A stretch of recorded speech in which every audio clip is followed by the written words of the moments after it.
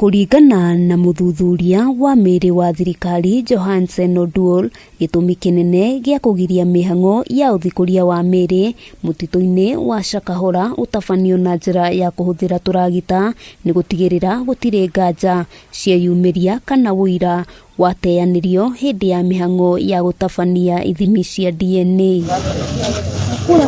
ODUOR augite imwe ya MIIRI ni yarikitie gubutha na njira itangikurikana na uguo matigari ma mahindi no mo mangiteithiriria uthuthuria-ini na uguo mihang'o iyo ingiatabanirio na njira itari na wuigiririki ni ingiacungiriirie gutukana kwa matigari ma MIIRI kuma tuburi-ini ngurani. Ensure that we have so many people and each person has his own role, yeah, and we label it even before it leave the mortuary.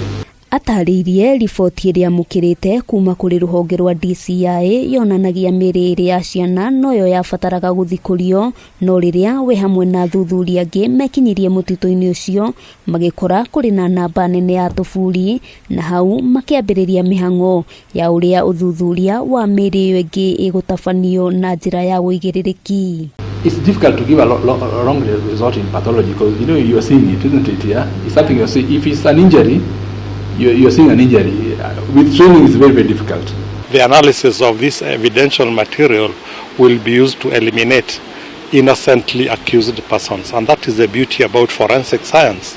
It's not that you are using forensic science to incriminate anybody. It is also a tool that is used to protect the innocent people. Oho ni ugite gitumi kia maumirira ma uthuthuria wa DNA gwikururia ni gukorwo wuigiririki wa gikiro kia iguru ni urabatarania ona gutuika ni ahinyiriirie ati family iria moimirira ma DNA marikitie kuringana ni megukorwo makineo MIIRI niguo magathike gugikinyiria mweri wa gatatu. DNA database in this country, one thing, it will be a good way of tracking down criminals after they have served their jail sentences, and to me I feel it will also be a deterrence for people who would be committing crimes. If I know that my DNA is within the DNA database, it will deter me from committing crimes. Hamwe noguo uthuthuria wa tuburi makiria mutito-ini uyu onaguo ni utanyitwo gucokereria mweri turorete. The technologies that were being used before were a bit older. Now we are using the next generation sequencing approach, which is more accurate, more sensitive. So we wanted to keep up with the technologies out there. Handu-ini ha Kameme TV ritwa riakwa ni Wambui wa Njuguna.